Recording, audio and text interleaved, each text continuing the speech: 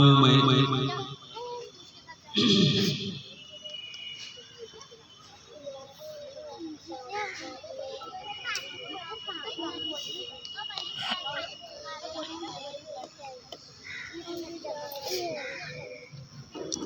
तकरीर के लिए जो कि पंजुम जमात की तालिबा है आलिया परवीन शेख रशीद को बहुत ही बेहतरीन तकरीर इस बच्ची ने याद की है। उसका हौसला बढ़ाना होगा। जुल्म और जबर की पहचान हम बन जाए, जुल्म और जबर की पहचान हम बन जाए।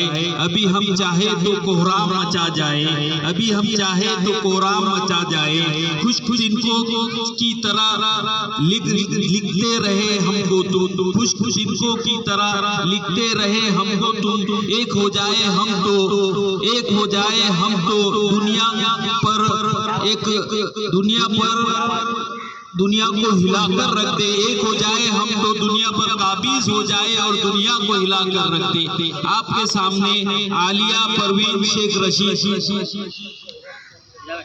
सबसे अच्छा, सबसे प्यारा मेरा हिंदुस्तान